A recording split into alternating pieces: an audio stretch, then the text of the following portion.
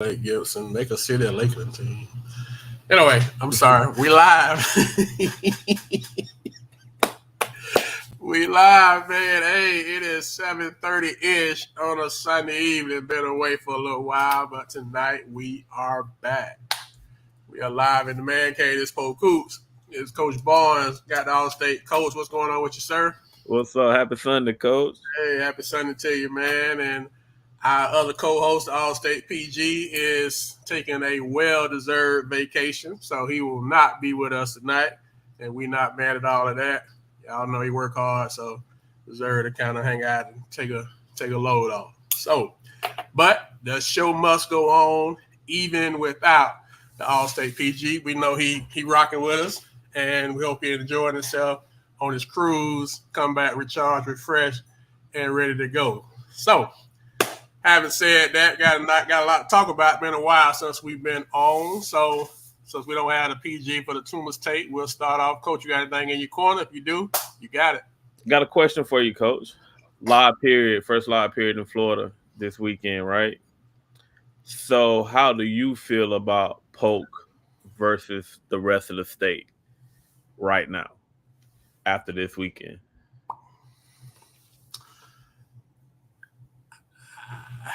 I don't know if I guess it's great that it's June. Um, I'm first of all I'm impressed that we had the number of teams that went to compete that we did. We had to keep updating the schedule because people kept saying y'all left us out. We going to y'all left us out, and so I was first of all kudos to the number of teams. I think it was like 10 teams that went. I think that might be the most we've ever had go to a live period. Maybe more than that. I don't know. But I was first of all impressed that we got out and competed. Now, the thing about competing, you compete, right? You get to see kind of where you're at. So I think we only had one team. Like PG was just telling us a little while ago, only one team that went undefeated. That was Discover. So shout out to Discover, Coach Weeds and his guys for going 4-0. But as far as how we compare with the rest of the state, I think that we are not in the top tier conversation like we have been in the past yet. But thank God it's summer. But I do see we have a lot of potential and room to grow. So I know Coach Collins used to be when we coached at Lakeland. Coach used to say he never cared about how we looked in November or December. He only cared about how we looked in February. So if you take that logic, then how you look, you got a good, clear idea of where you're at. And so you get a chance to go and kind of work on some stuff. So are we there right now? I don't think we're in the top tier conversation, but I do think we have some potential. So I was, and I know coaches probably don't see it, that way because you get out there and you start coaching, you get competitive and you want to win.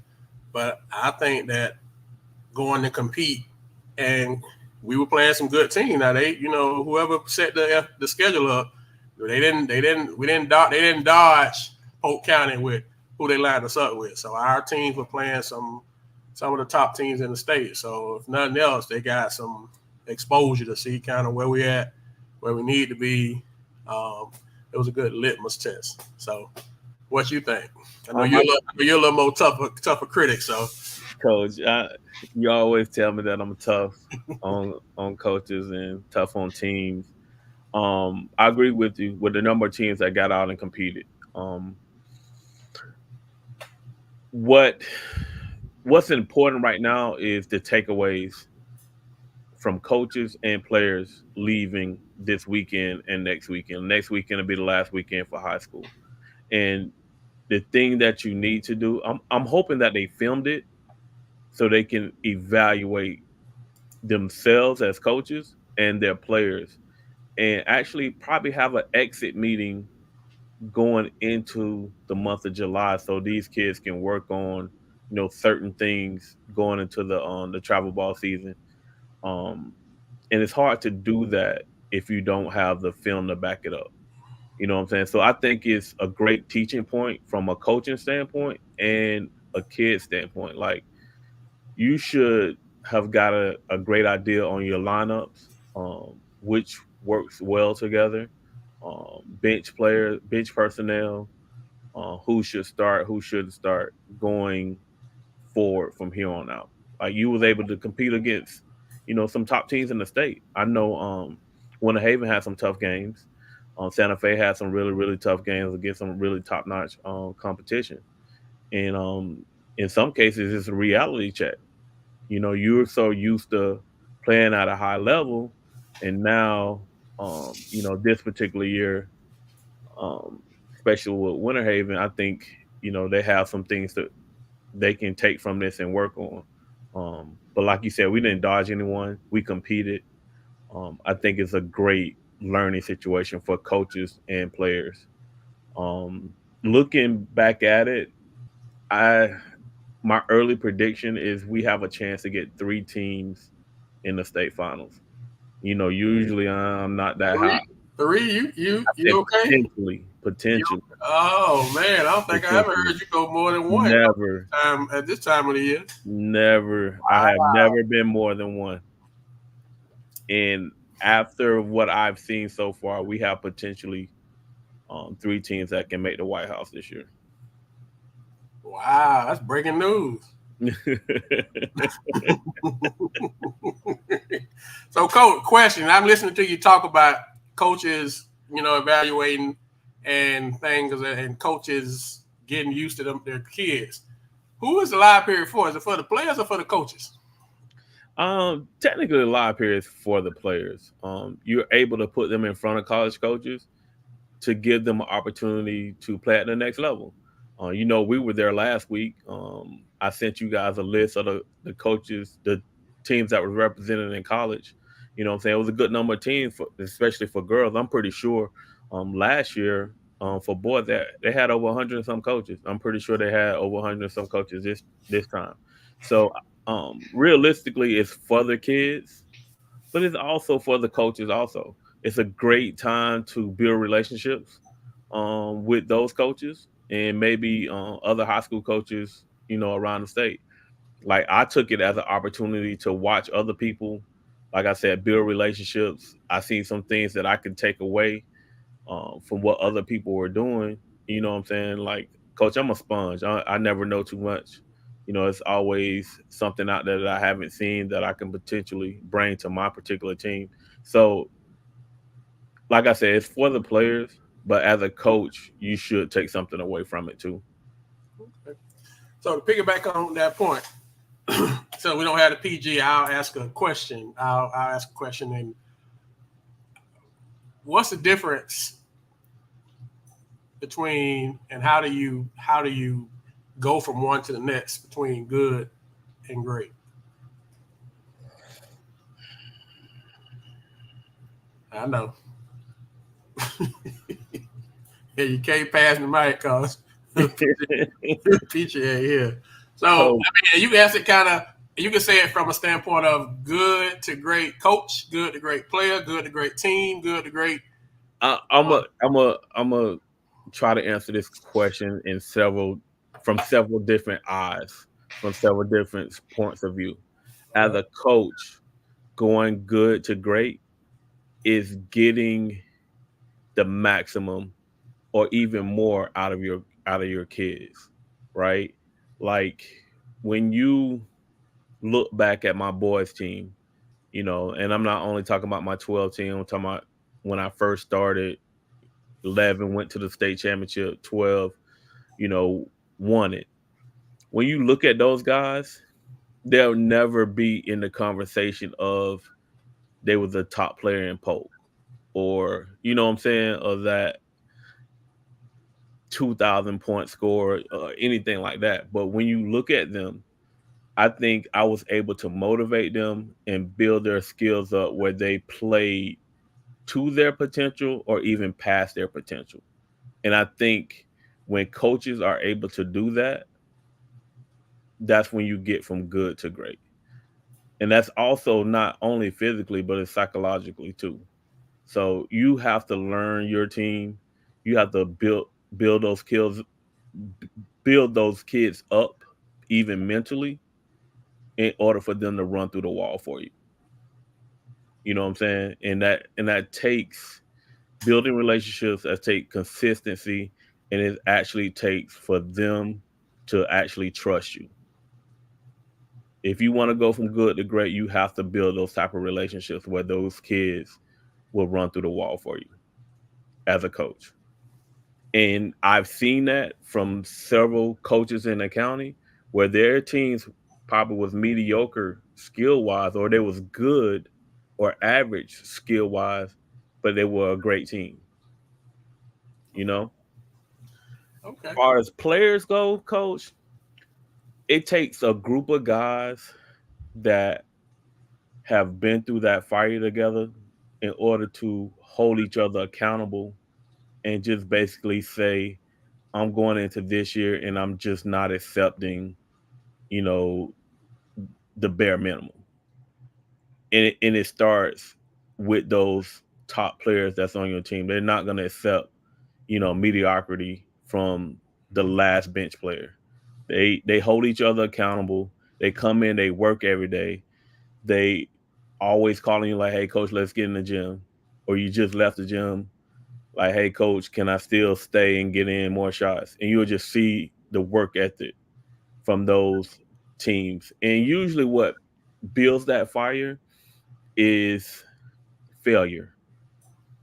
You know what I'm saying? It's just suffering, defeat, probably in a loss, you know, or like poster board material from somebody, just doubt or anything like that. But it just take a group of guys that come together and just not accept mediocrity anymore.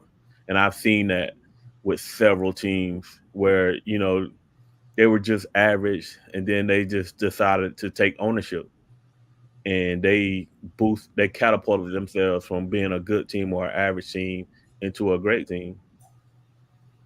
So All right. So that was two good perspectives. So you just mentioned something then in your answer that I wanted to kind of expand on. You kind of started a little conversation. Kind of got heated with one of your posts this week. Um, over down the road on Crushfield Road, right? And so and essentially for you all that didn't see it, Coach was comparing who was the better. Anytime you get into the better, there's always going to be a conversation. But the question was, who was the better team? Was it the 2007 Kathleen team or the 2008 Kathleen team? And so my I answered this Polk Hoops. My only response was, it's kind of, for me, I feel like it's kind of hard to compare when you got so many guys on the same team. So I'm going to ask you, not just Kathleen and the Kathleen teams. I mean, you just talked about your two teams. How do you differentiate teams like that? So like '07 versus '08 Kathleen, 11, 12 Lake Wells, 9-10 Bartow. I'm just thinking of some teams that was kind of close that had multiple runs. mhm. How do you differentiate? I mean, like I say, those guys definitely had some strong opinions about it. Guys that played on the teams, but expand on your opinion of how do you separate the two? Um, it's gonna differentiate according to who's answering that question. Me myself, I look at the players on that team. I look at their experience on that team, in because there was a great conversation about um a couple of those players being a year older, and you can tell the difference from them being a year older, and that actually came into play with my teams also. Um, you can also tell the difference in identity. Every team is not the same. They might have the same coach, they might have the same system, you know what I'm saying? But there are always differences from one year to the next. and mentality, passion, but also come into play is schedule. You know what I'm saying? Who they're playing, and sometimes reclassification happens between those years also. So comparing my 11 and 12 team, in 11 we were 518. It was 6A total. We were 518 with a 3A enrollment. Like a lot of people don't know that. Like we were supposed to be 3A that year, but my AD listened to the county AD. I'm not gonna say no names, and he petitioned for us to go up to have an all Polk County district. And I tried to get with a baseball coach and try to do some other things, and we would have qualified for 3A. But when it came out that we were going to be move up from 4A to 5A in our petition, it came out all wrong. We tried to petition to go back down. They was like, no. So we was playing in 5A with a 3A enrollment in 2011. So we would have been in there. I think Rickards run it in Leesburg, 4A. You know what I'm saying? So we might have a total different conversation just by reclassification. You know what I'm saying? So what I'm hearing, yeah, Coach Austin. Shout out to Coach Austin. Shout out to Coach Jones. What I'm hearing potentially is the county AD stop your back to back. He had a role in it. He gave advice to my AD and Run what out, we Marlon. should do. You're gonna make me run out, and we ain't even started yet.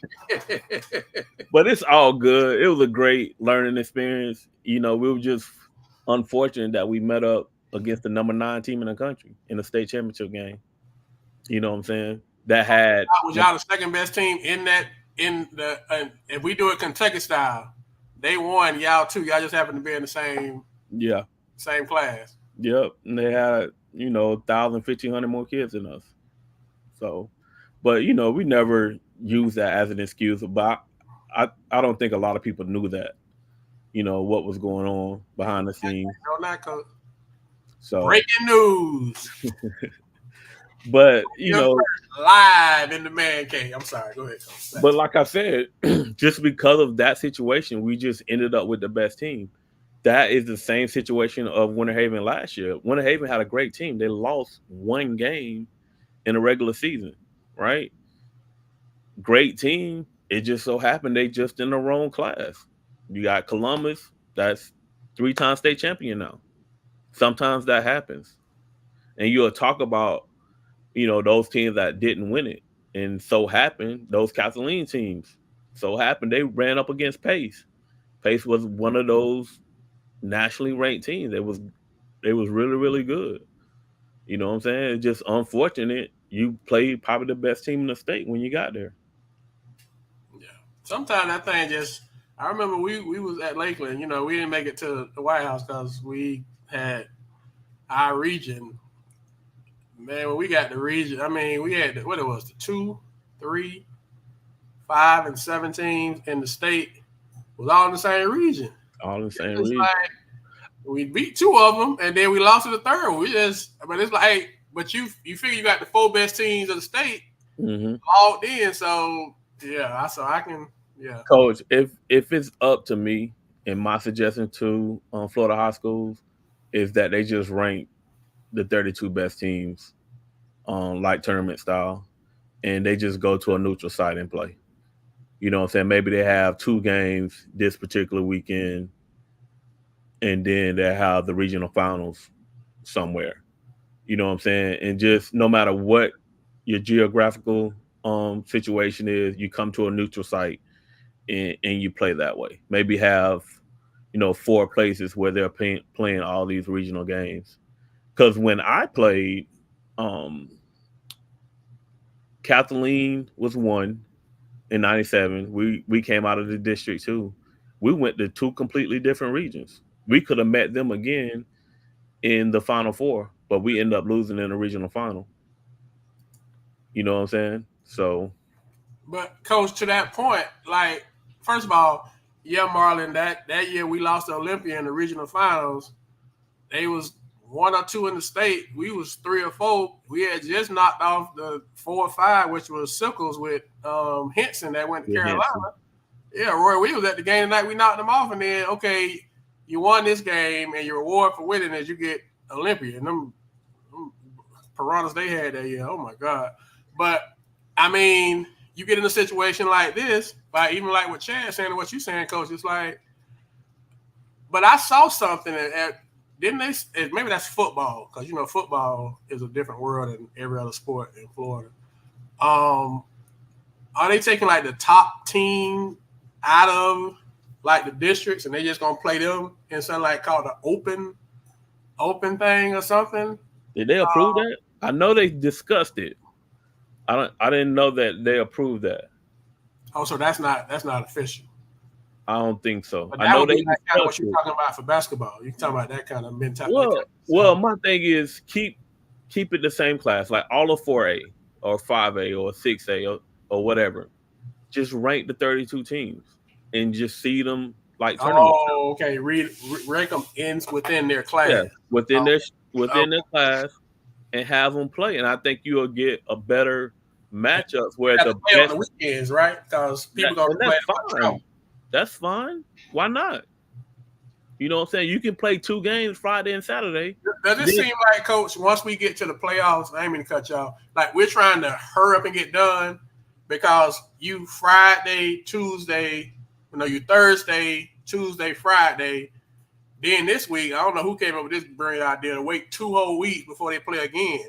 You could have stretched it out and did every Friday. It was a matchup.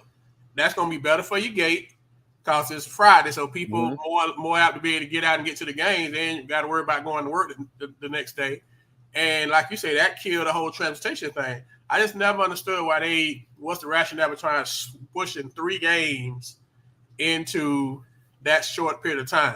Just seems like they're trying to like rush and get rid of it. I could be totally off of it, but I mean it's not like football ain't back up to May, which we know that's really everything is predicated on football. So if you're done with the state in February, now they'll push it up to February essentially, maybe March. If you do, let's just say February 5th, February 12th, February 19th, and you play the state the weekend of the 26th, you still, or let's just say you bump it a week because the 5th might be district, the first week of March, you still pushing the same time. And what coach in the state wouldn't want a whole week to prepare as opposed to, okay, I just won on Thursday. Mm-hmm. I get Friday, Saturday. I can't practice on Sunday. Monday might be a holiday, and I got to jump in there. Any coach would kill for a whole week to prepare for somebody. And, Coach, that happened this year. That Monday was a holiday. I think it was President's Day. Come on now. And, people moved their games from that Monday. Well, the girls moved their game from Monday to Tuesday. You know what I'm saying? So, but Bird, to answer your question, I haven't heard any state doing it by class, but Kentucky does it overall for sure. And Bird, Lakeland, they came to Lakeland. They came and gave us that sausage in our own gym, and there wasn't nothing we can do about it. Now, Marlon, we didn't have to go over there. They came because we were the highest seed. Because the way it worked out, they was in the same district, and they was district runner up.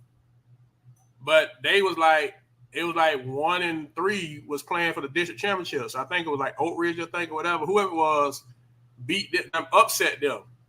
They got upset in the district championship, and so they had to come to us because we was end up being the highest seed because we won our district that year. But yeah, that was the strongest district run up in the state of Florida.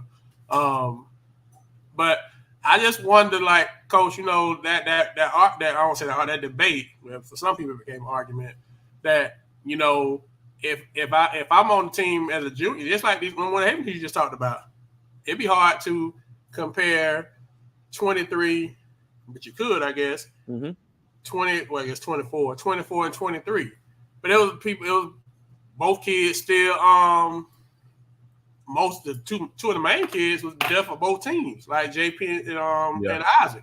Then you put Mayo in that conversation too.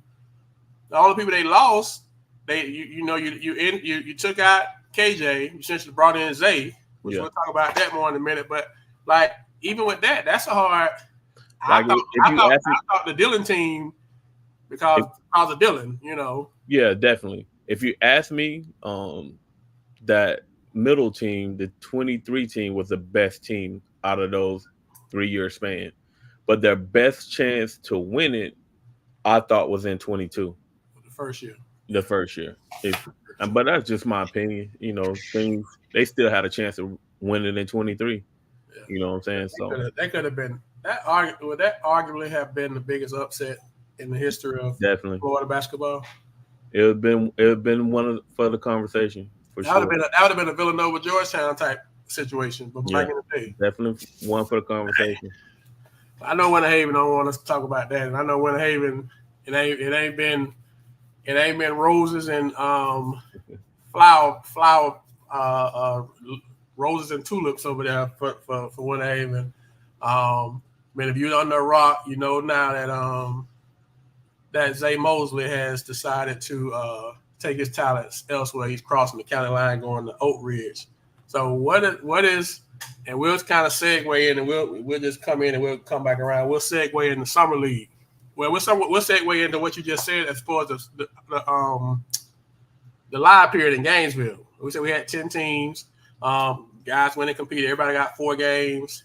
But the schedule they gave Winter Haven was the schedule that they thought, I'm assuming, the team that Winter Haven, and no disrespect to Winter Haven, the kids program, but the team that they end up going to Gainesville with, I don't think was the team that they made that schedule for. And maybe they did. Maybe it's Winter Haven. Y'all have been to state 3 years in a row. Y'all deal with it regardless. Yeah, and they ask those questions before you come. Like, what did you do last year? What players you got coming back? And what type of competition that you want to play. And I'm pretty sure Woodside wants to play, the top teams. And I don't blame them. With them going to the state the last 3 years in a row, they played the people that they should have played. But like you said, he probably didn't go up there with the roster that he originally thought. But I think it was great. But you got to play them games. You got to play them games. Winter Haven, you got to play them games. That's the standard you've set at this point. Mm-hmm. You can't play a different schedule, right? Mm-hmm. Right.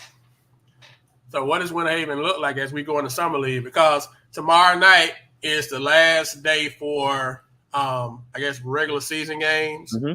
and then Wednesday is playoff games. So there is still some in that white division. There's still some playoff jockeying. You got Santa Fe 5-1. I think Bartow 5-1. Then you got Winter Haven at 4-2. I think Victor's at 4-2 also.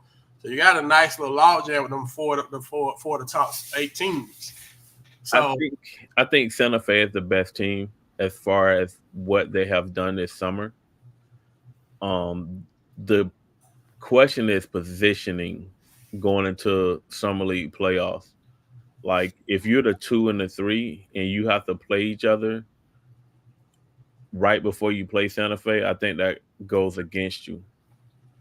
You know what I'm saying?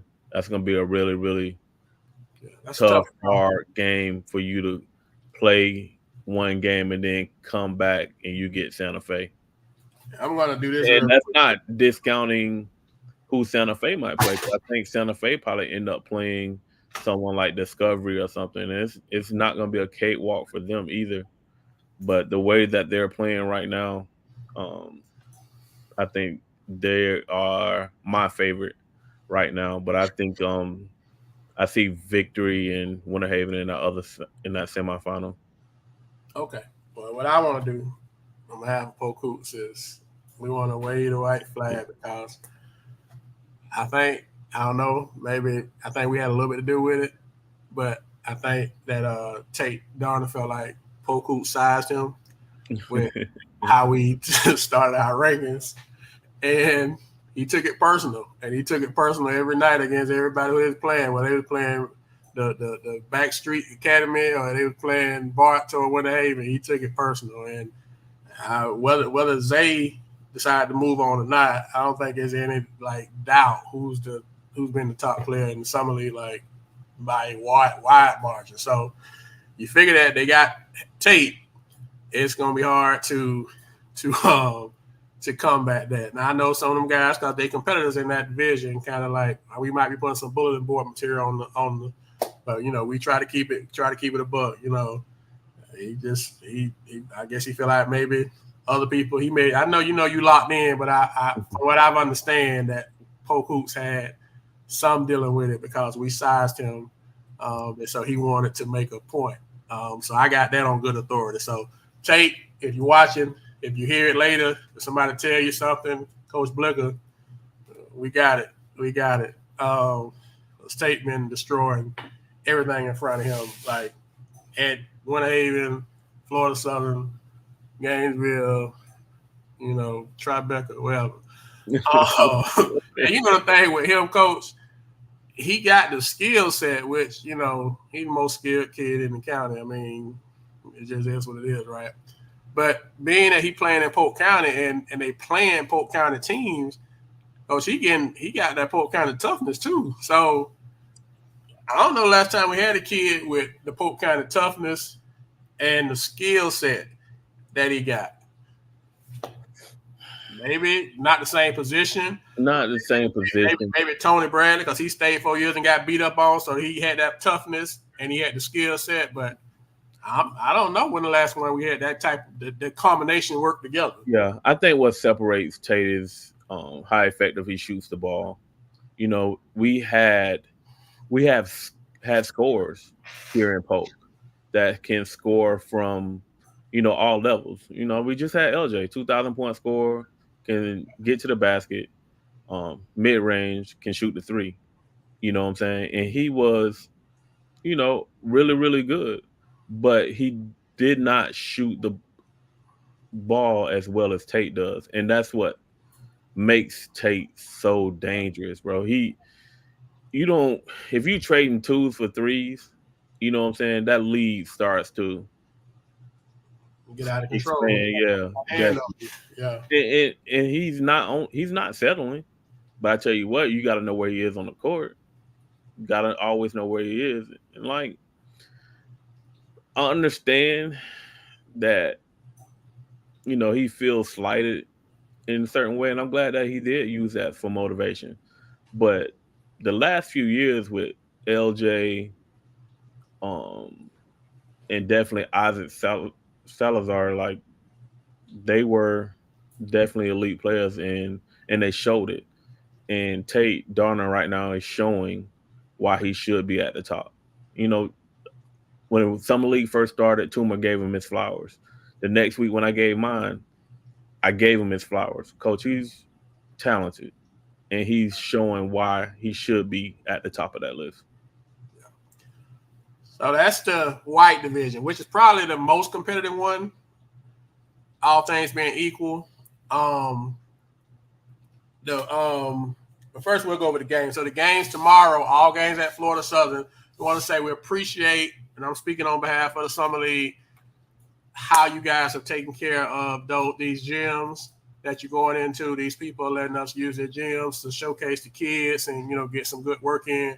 So thank you on behalf of Coach McGriff and all of the 23 other coaches and all the kids that get to go out there and compete. I mean, being able to compete in a college gym, we got about 4 or 5 out-of-county teams, and all of them are just so mesmerized by how well our summer league is being ran. The kids get a chance to play at a college facility, and they get to walk on the campus, and then they get to go to the rec and be in that competitive environment. They love it. Like, I've heard from every coach outside of Polk County how great, and they like, wow, y'all got something. So appreciate y'all taking care of the gym so that we can continue to use them and continue to be able to provide this type because nobody does summer league like us in the state. And I line our summer league up from way back when Coach Meyer started doing it. When I took over, now McGriff got it. we do it the best. And so thank y'all for that. We got one more week. We got today, tomorrow, and Wednesday. Coach, I know you seem like you want to say something, so I kind of run down the schedule. I'll get a chance But, to. Coach, I think that's what it says about Polk County's basketball in the state of Polk County. Like, you have those teams that want to come here and compete. Like, you talking about Charlotte, Coach, Final 14 from last year, and they're gonna have a good chance to make it again. They're coming, Coach. That's over an hour and some change away, because Coach Mike, I know him well. He wants to come here and get, those tough games to see where his team is, and continue to compete. You know what I'm saying? And that says a lot. He's skipping over counties to get over here, Coach. Over counties, Coach. Skipping over counties to get They're here. passing people now. There's other summer leagues going on. We don't want y'all to think we the only show in town. We're just the best show in town. And so we just want to make sure on here that we tell y'all thank you for behaving. Because, just keeping in the book, everybody don't always behave. So the people have been very pleased and proud. They love the energy. They love how people come in and cheer for their team and just the whole vibe. So thank y'all. So we back at we back at Florida Southern tomorrow night for the last of the regular season. So the white pool we kind of talked about, Coach. And I don't have the pools up in front of me, but the pool with Jenkins. If you told me at the beginning of the summer league, Coach, that Jenkins, no disrespect, them my guys, that's my school, them my guys that's doing it. But Coach, they undefeated in that division. They just beat them and Ridge were the last two undefeated teams. They went head to head at Stanball Wednesday, and Ridge Jenkins won. So if you told me that Jenkins would be undefeated and Ridge would have one loss, I don't know if I'd have believed it. But I love the way the league is set up, where you're getting competition at this point. Facts. And you're getting good competition. And everybody's showing up. I think Ridgeview kind of haven't been at the last couple of games, but for the most part, you show up and you get you a game. And nothing, that's all positive, right? Definitely. Sound like you want to. I'm not gonna say nothing about Bird and Coach Davis telling us about the gift that they got from Virginia and announcing it. But they got those kids playing a lot of Coach Dennis. Don't forget Coach. So Coach Dennis, Coach Bird, and Coach Davis, all my guys that I coach. they got them a ringer in, and they ain't say nothing, but it's all good though. I understand the media. They're playing at a high level. They have done a phenomenal job from year one to now going into year two on what they've done with those kids in that program. So hats off to them, and continued success. Hopefully it carries over into the season. And then the other one has who in that one? That's the one Charlotte in. Charlotte, Davenport. I think Davenport's undefeated in that one, right? I think so. But the thing is with Charlotte, the one loss that they had, their varsity team was in Tennessee at the time at team camp. And it probably needs to be mentioned, I guess, that Charlotte, like you said, had a couple of those games. Shout out to the Charlotte coach also. He knew he was not gonna have all his guys a couple of those games. So he told Coach McGriff that, and I just don't wanna I want to make sure that it's the integrity of what you're trying to do is warranted. So, like you said, that Charlotte team, full speed, was at the White House last year and got a good shot of getting back there again next year. So, anyway, that's the Charlotte division with Davenport. So we figure if Charlotte got all their guys, they're gonna be tough to. They'll be tough to beat. Probably gonna be tough to beat. Yeah. So if y'all see why we've been sharing some of Charlotte stuff, I know they got camp stuff. Why we've been sharing it, because we show love. Once you tap in with us, that's if you got definitely. Like I said, Coach Mike is a personal friend of ours. You know what I'm saying? Me and Coach Hayes and Coach McGriff. I actually coached one of his kids in travel ball. Coached his kid in travel ball last year. So he's familiar with Polk County. He's familiar with Polk hoops. He's tapping in all the time, and he wants to use. He loves our toughness, our style of play, and he's trying to formulate, in his own style over there at Charlotte. And I think it's worked wonders for him. because you take that stuff. It's kind of like what Murph said. Murph said, "I take Polk County, Pinellas County. They don't know what to do. They can't. So if you can get over here and get beat up and learn to deal with it, can't nobody deal with that stuff for the most part outside of our county line. So, like you say, I think it's a great man. We got Charlotte from Charlotte County. We got Celebration from Osceola County. We have Tampa Bay Tech from Hillsborough County. So we're well represented outside of Osceola. Summer League. So Osceola's in it also. We got 2 Osceola teams, so they recognize the product. So we just want to say we appreciate it. We appreciate and so how it's going to go, y'all. So tomorrow will be the last of the regular season games. I'm looking at the schedule while I'm looking off. So all games at Florida Southern. We'll post a schedule in the morning like we do the day of. We always post a schedule so y'all kind of know what's going on and govern yourself accordingly, right? And then on Wednesday is the playoffs. And how the playoffs go is the games will be in the Arbondale area. Although we don't know about Arbondale High School, maybe Lake Region. But they'll be in that area. And so what happened is the 1 through 4 seeds, because we won't be on before Wednesday, that's why we're talking about it. The 1 through 4 seeds will play in semi. So it'll be Blue 1 versus Blue 4. Blue 2, Blue 3, but 2 and 3. It'll be red, white, and blue.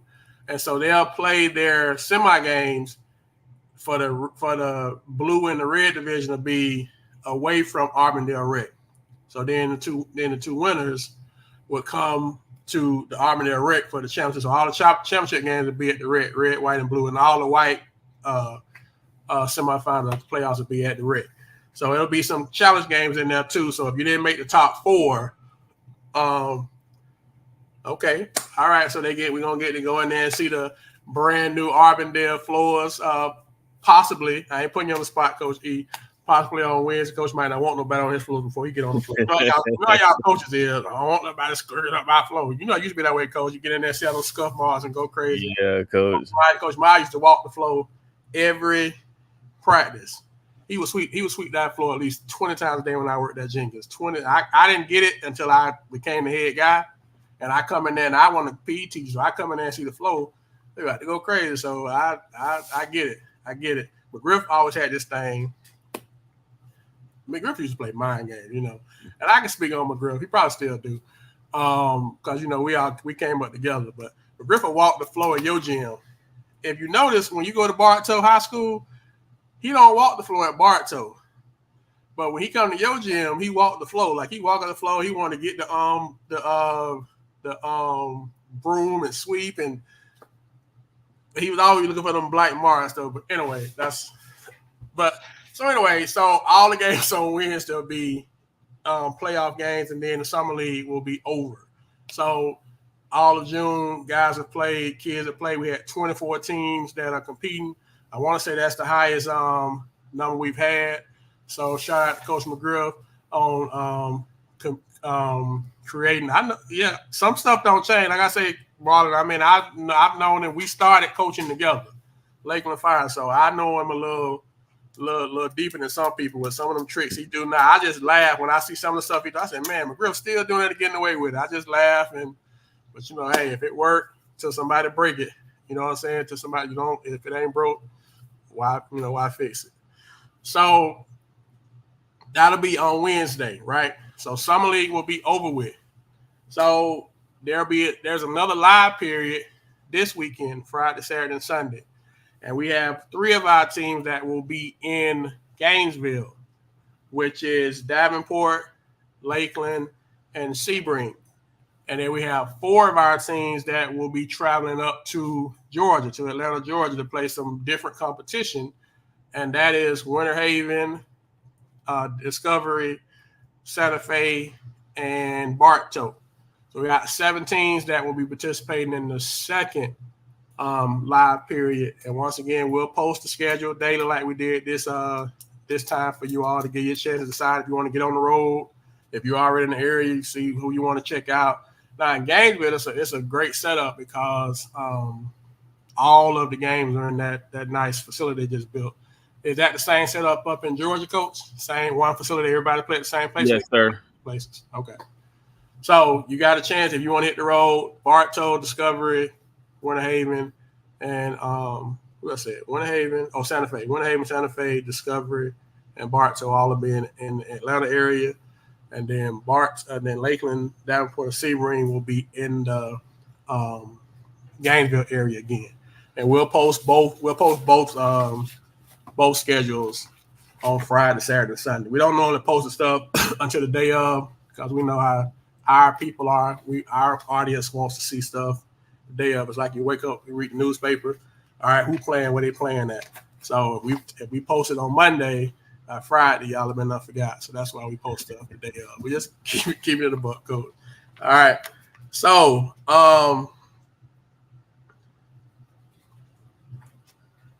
we are Coach Collins. Shout out to Coach Collins for sending this. We want to make sure we talk about this before we get off.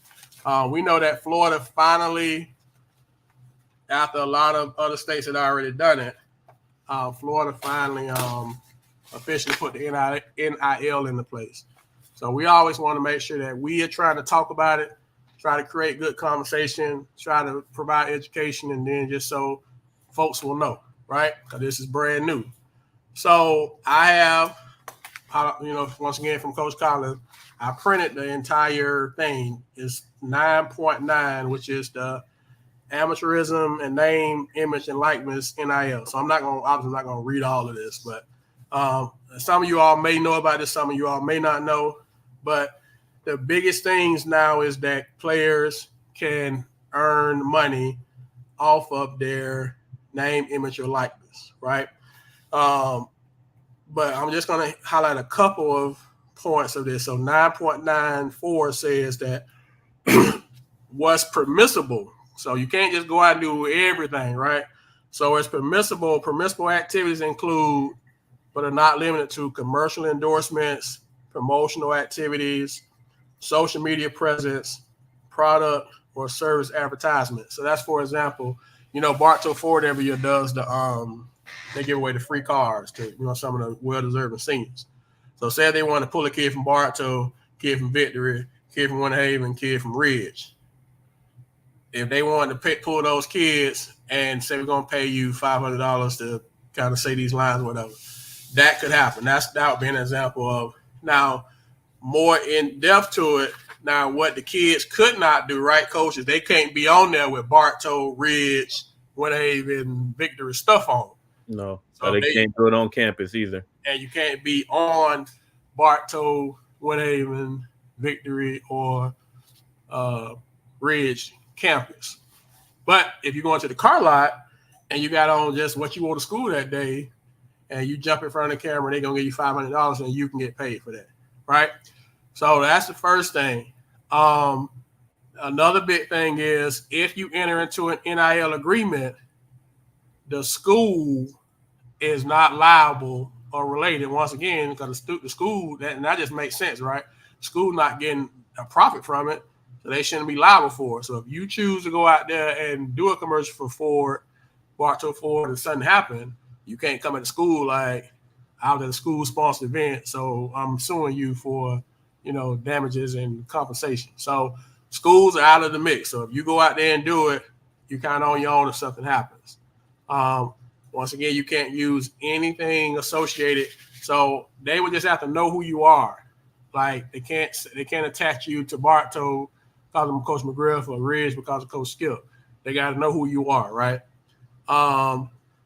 Now, there are some things that they cannot do. There are some things they cannot do. We want to make sure we read these because we don't want you doing something that's going to impact your eligibility. So, because if you get found in violation, then your high school career is done, right? So, some of the stuff you cannot do, and I'm reading straight from the statute. It says A, adult entertainment, products and services. B, alcohol, tobacco, vaping, and nicotine products. C, cannabis products. D, controlled substances. E, prescription pharmaceuticals. F, gambling, sports betting, lottery, any of that gambling. G, weapons, firearms, and ammunition. H, political or social activism. And I, NIL collectives. Okay, so I mean you can't be on the flyer with the party at Culture on First. You know, with we got to make it relatable, coach. We got to make it visual. That's the only way this stuff gonna stick. If we talk about it on our level, they're gonna be like, Oh man. "Oh, we gotta tell you what it is. You can't put Culture on First like this, like what's up or like this. No, it's a rap. That's a violation. So you gotta make. Hey, Coach Mike, we gotta meet them where they at, man. We know we got to meet them where they hang out at, where they let out at, so they can get it. So you can't be at what they call it now. I've been so much Empire. You can't be at Empire at the what the dude just did numbers, the Boss Man D-Lo guy. You can't be outside live at Boss Man D-Lo with with alcohol or tobacco. We know this is big in high school, so let's just keep it a buck. Vaping and vaping has become very big, and unfortunately, we know that cannabis, we know what cannabis is, has become very big. So please, first of all, if you're an athlete and you're trying to really do something, anyway, I ain't gonna get on that soapbox. But if you are an athlete and you are a true athlete, these type of things should not even be in your circle, your vocabulary, your peripheral. You can't control what your homeboy do. You can't control where your homeboy go, but you can control what you do and where you can go. We can be cool to a certain point. Hey, when you better go do that. All right, I'll catch up with you later. Not, man. Listen, you really, So anyway, that's Coach Barnes' little 5-second soapbox. But those are things that you cannot do as it relates to NIL. Those are prohibited. That's 9.944. All right. And then this is big for schools, I guess, Coach. 9.946 says must not be used to recruit. So if I'm at little bitty, itty bitty city and I'm sick of how my basketball team is looking, but I got this real big booster who went to the school and became this tech giant, millionaire, billionaire, and he just opened up the checkbook. I can't not use NIL as a recruiting tool. So I cannot use it as a recruiting tool. And this is one that, Coach, maybe a lot of people may not know. 9.947 student transfers. I'm going to read it exactly as it said on here. A student athlete who transfers after starting a sport shall be prohibited from securing an NIL agreement that season unless he or she meets one of the provisions outlined in bylaw 9.322. So you can't you can't be playing at Arbondale. If I'm wrong, Coach, you give me on the interpretation of you can't be playing at Arbondale. I can't start off playing at Arbondale and then go to Lake Region and then get NIL money from Lake Region. I'd have to have the NIL money in place before I went to Lake Region. Am I off on that, or am I kind of in the? You're right on, unless it meets one of those provisions. And then if you violate it. Now the thing about it is, Coach, you got the way I read it. Now if you violate it, as far as your eligibility, you got like 3 chances. You got a first offense, second offense, third offense. So unless I read it wrong, you can break it, violate it 2 times before they really do something, right? Yeah, but you got to be careful that you don't mess up your amateur status, because if you mess up your amateur status, you're not playing, whether it's on the first violation or not. So what is your overall take? So we'll put some of this stuff on the page for you all just for education. We just want to discuss it tonight, but we will put it on. We're not going to put all this on here because we know y'all ain't going to read it first of all. But we're going to put the most important parts that just so you're educated, but we want to have a discussion. So what's your overall take on it, Coach? We should link the document though, Coach. Make sure we link the document if we can. Okay. Hyperlink it or something. Overall, Coach, let's keep it a buck. First of all, everybody's not getting NIL money. All right. I know they did a study in Georgia. It's like 1% of athletes in Georgia that are getting NIL money. All right. So we're only talking about certain kids that's gonna be getting this type of money. and it may not be a lot. My advice to these kids and parents, for one, if I were you, I would pay somebody to audit that contract, whether it's a lawyer or some type of sports marketing company, to audit that particular contract. I know it was two kids in Jacksonville, if I'm not mistaken, that are going to Ohio State, and they have signed NIL money with somebody affiliated. But basically, in their contract, if they get drafted out of their rookie contract, that particular company is eligible to get like 20 or 30% of their rookie contract. Wow. Wow. So the fine print And it is is a contract. it is a contract, coach. Contract. I don't think a lot of kids and parents, man, that's a good point, because they may not get that. You are signing a contract. You're signing a contract. So I would pay somebody to audit it. Like I said, a lawyer or maybe some type of sports management company, so you can get what all that contract entails before signing something like that. And like I said, everybody's not gonna get this money. So don't think, you know, this JV player is getting NIL money. That's not gonna happen. They're not just gonna be throwing that to just anybody. You know what I'm saying? I will also be careful on your digital imprint as far as text messages or whatever, because they stay around. Like you said, you can't use it for a recruiting tool. So I will be careful about, you know, what messages and communication is passed back and forth. You know what I'm saying? Because that's gonna stay there. I think it's a opportunity. Um, I am supportive of it, but at the same time, let's please be smart about it. At the same time, like, people been benefiting off athletes for a very, very long time, and now it's time for, from the pros all the way down to the high school athlete, in order for them to benefit too. And I think it's a good thing for some of these families that will be presented this opportunity. But please be careful, because everybody don't have your best interests at heart. And my thing is like, Florida is always behind, coach. We're always behind. Like, we like the 35th state to approve this. There's been 34 other states that have approved this. You know what I'm saying? So it's not like it's new, but it's new to us. You know what I'm saying? And I already seen coaches complaining, like, hey, athletes are going to be able to benefit from some of this money. Great, kudos to them. But what about the coaches? When we're going to address coaches getting paid in this particular state? But my thing is, everybody coming down here to poach our athletes. You know what I'm saying? If I go to Alabama and coach football, I'm making 6 figures. You know what I'm saying? Why do you think, Coach, that it's not NIL is not directed at least on the high school level? Because college, clearly they don't have to worry about it. But on the high school level, why is it not directed at coaches?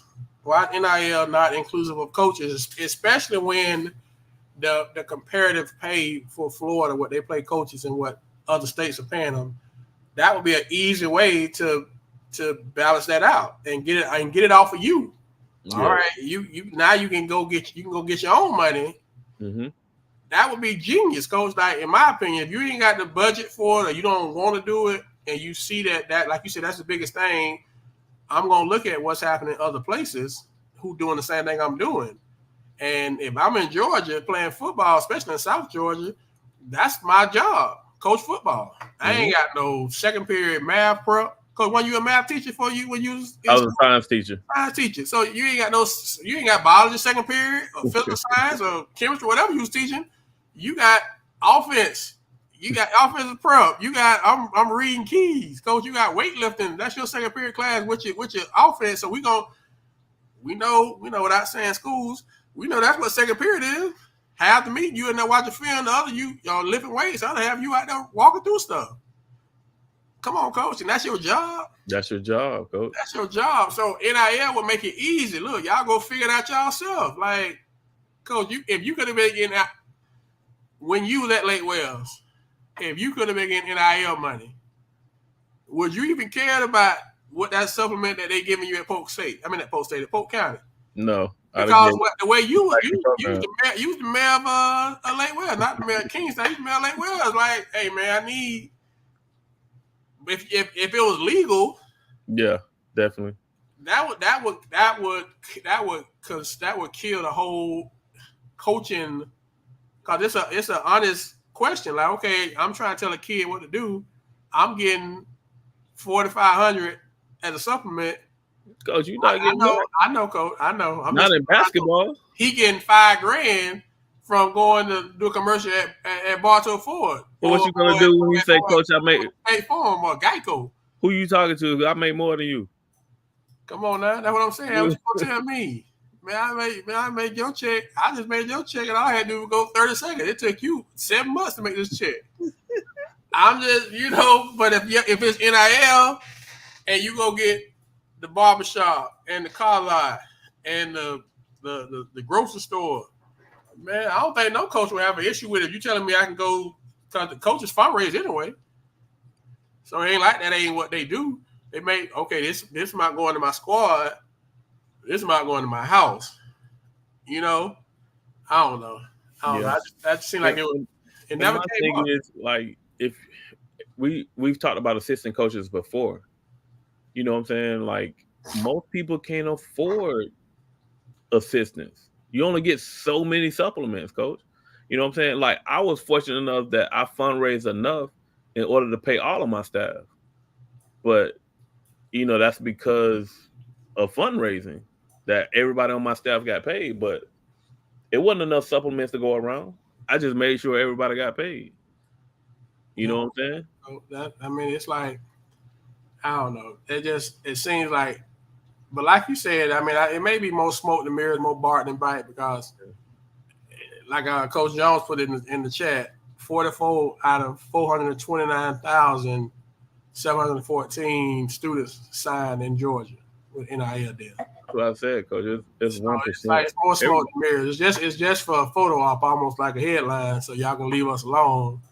But ain't gonna, like you said, there ain't gonna be that many that's gonna benefit from it.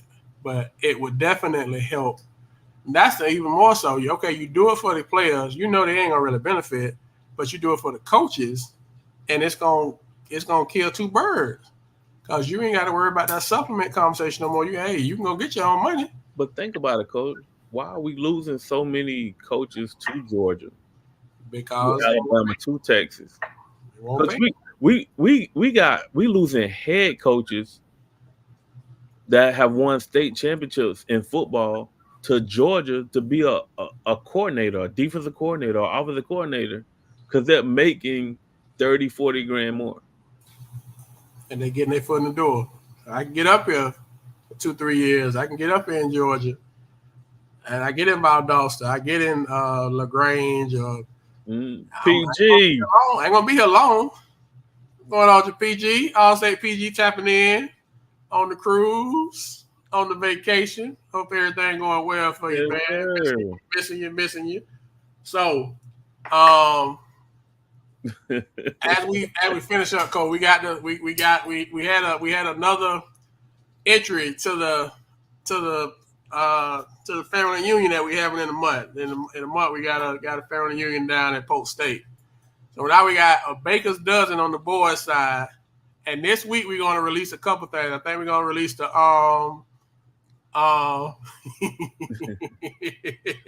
Bro, you need it. Self-care is important. Yeah, you gotta do that, man. You go too hard not to take a break, man. So go on and book up the next 2-3 years, man. I'm so happy you finally left and went and got away from it, man. I'm so happy for you and your family, man. That's great. So yeah, book next year. I definitely highly recommend you do that. You got to give yourself some detach. Can't be your best if you can't detach and refresh, right? But we got a baker's dozen, coach. So we got 13. That's a baker's dozen, y'all. Right now we got 3 girls teams. We got the LBD Blue LBD Gold and Bartow. We trying to, hope we can get a whole nother girls team. We'd rather do a 4 team bracket and a 3 team bracket. It's kind of surprising that those are only 3, 2 from one city and then 1 from another, with the rich history of girls basketball that, we haven't been able to get a 4 team bracket. But, but we're gonna release a couple things. We'll release the brackets this week, as far as not the brackets, but the pool with the top four seeds, and then we're also gonna release the high school showcase invites. Keep in mind, these are invites, so we're going to invite these guys to come play at the showcase during the alumni shootouts, alumni tournament. Then it's up to them whether they accept it or not.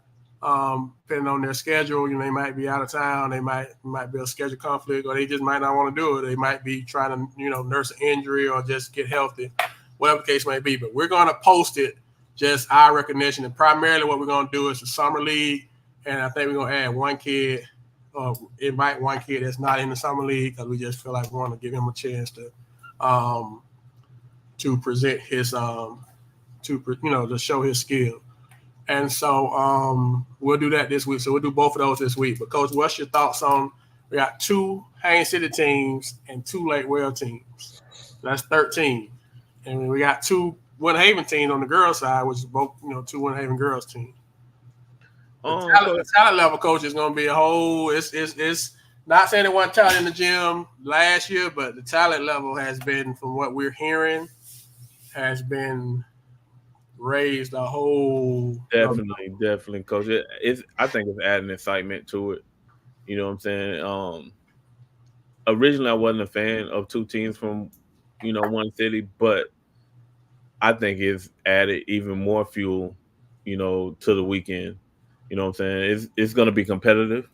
I just talked to Dom, and we were just texting each other, and the people that she recruited for that LBD team that she got, Coach, they gonna be loaded. And Coach, most of them still playing. You know what I'm saying? Most of them they playing. So they coming in with a Lake Wales type squad. Man, Lake Wales, I think Lake Wales jumped out on some people last year, but people this year, like, I think it's a little bit more even. Yeah. I think it's, you know what I'm saying, like both Capers is gonna be playing with Lake Region. So I think it's gonna even out a little bit more, but Lake Wales is still going to be tough. Kathleen's going to be tough. That Lake Region squad is going to be tough. Winter Haven and Arbondale, of course, you already know. They've been talking for a month now. Videos and all, Coach. Videos and all. And, Coach, I'm interested to see what Haines City looks like. Coach, we didn't see that one coming at all, did we? Now the 2002 team wants their own team. Like, rank, boy, y'all 20-some years out, bro. Like, they want the whole squad. They even got one of the coaches. I don't know if Coach Cowell's going to make an appearance, but apparently Coach Milk going to make an appearance, Coach Cowell. So what does that do to the continuity of Haines City that they done broken too? Like, first Jackson's break up, now Haines City. Like, that's gonna be interesting, but yeah, I'm interested to see like some of the unknowns, like Fort Meade and Frostproof. Definitely, like, they put squads in, but you don't know who they bringing, right? You don't know who they're bringing. It's gonna be definitely gonna be a good situation. PG asked who was trash this weekend. The only update we got on the transfer portal, PG, is that Zay Mosley has officially changed his address. He is no longer Polk County. Address is not Orange County, so he transferred. If you're not aware, Zay Mosley transferred from Winter Haven to Oak Ridge. I don't think anybody else has transferred in or out, other than Jenkins with the Virginia kid. They got Coach said under the radar. They got a kid, PG, pretty good kid from Virginia. They ain't tell you or me about. So we chat up with them every day, but it be your own people, they say, right? We know that Discovery went undefeated in the live period over the weekend. I think everybody else went. Hey, Tuma, you need to check on Murph. Please check on Murph, because he took 2 on the chin this weekend. Took a 2-piece like Oh Tank did. my Oh boy, God. Tank did. He Mark. took 2 on the chin this weekend. Yes, he did. From who they lost to North Broward North Broward Prep and St. Thomas Aquinas. and St. Thomas Aquinas. Coach, do you think why PG brought it up? Do you think the transfer portal going to be popping after the live period? Definitely. It's going to be popping all the way up until the first day of trials. But it's going to pick up like a stock. Is it going to pick up last weekend and this weekend? No, I think it'll be like a silent period, a dead period for a minute while they play travel ball and try to figure things out. But I can see some movement before the first day of school, and then I can see some more movement before the first day of trials. But not in the summer right now. I don't see much in the month of July. I won't see much.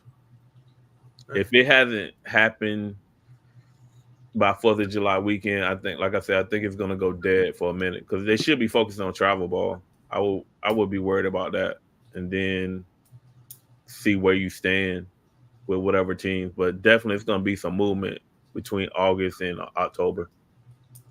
Okay. All right. Well, we haven't heard anything at Polk, being that we the media now.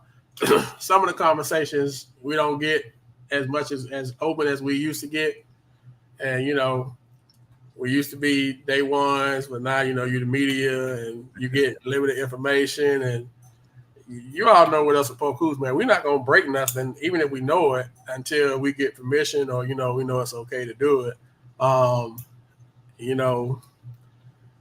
Except for one, anyway.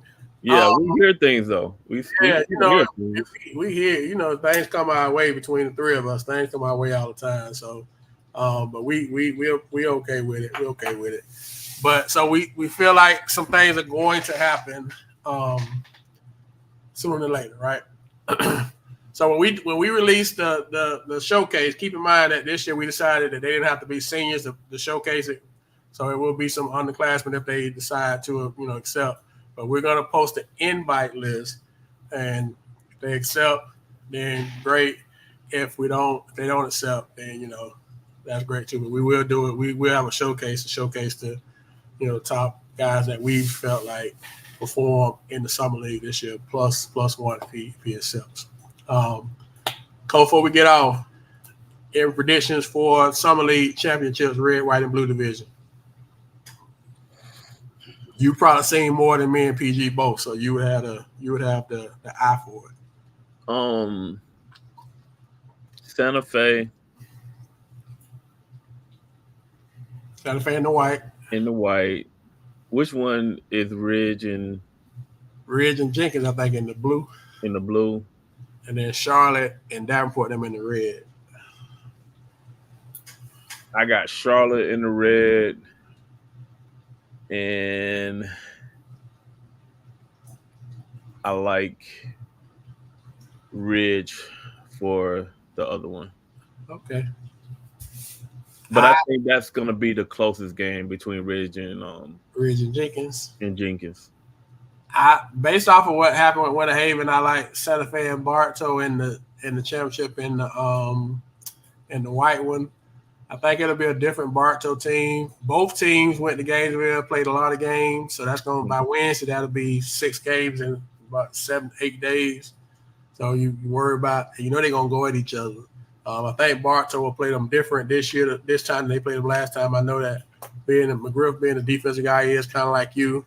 He hasn't had much sleep, even though it's summertime with how Tate cooked them. So we know that McGriff will take that personal, and Coach Blicker and his guys. So I think Santa Fe Bartow in that white one, and I like Charlotte and Davenport in the championship. And I'll go Charlotte. I'll go Bartow, and I'll go Jenkins. Like I said, that Jenkins Ridge game I think it's a toss up, and every time I see Jenkins, they get better. So I wouldn't be surprised Coach Kenny and his staff pull that one off at all. Wouldn't be surprised at all. I don't think Bartow gonna make the championship game, Coach. I think Winter Haven is still tough enough to make it, and we're not mentioning victory. And I think they're playing their best basketball too. That is a different victory team. Is a lot more team oriented where more people are contributing. Victory is dangerous, Coach. They're very dangerous. And they're They're young. And they're young. they're young. They're disciplined. They're actually fun to watch. So you got in the championship Winter Haven victory. No, I got Santa Fe Santa Fe Winter Haven. and the winner of Winter Haven and Victory meeting them. Isn't Bartow the 2? So it'll be Bartow. Bartow the 2? So Oh, Bartow's okay. 5-1. Oh, okay. Then that's gonna be interesting. Yeah, so it'll be Bartow Winter Haven, and But that could change by tomorrow, though. Yeah, it could change. It could change. Right now, that's what it is. Yeah. Those are the 4, though. It should be those 4 in the. Yes, definitely. Okay. So we'll post the schedule for Monday tomorrow, then Wednesday, then we'll do the live period daily. Remember, we got 3 teams going to Gainesville, Lakeland, Davenport, Sebring. We got 4 going to Atlanta, Georgia, Bartow, Winter Haven, Santa Fe, and Discovery. So we got 17 getting some work in both weekends. It's your preference whether you do one weekend or not. We would love to see everybody do at least one of them, but everybody got to do what they got to do for the good of their program. So appreciate y'all rocking with us tonight, man. Appreciate PG tapping in on vacation. Thank y'all for the support. Y'all make sure y'all get out and support high school basketball in Polk County. Y'all keep taking care of the gym. Take care of Florida Southern tomorrow. Take care of the Rec and Arbondale, and stand by on Wednesday. And good luck to the teams. Once again, like I said, we won't be on Wednesday. Good luck to the teams in the playoffs. And we appreciate y'all, man. So next time, Polk Hoops, we out. Y'all be safe.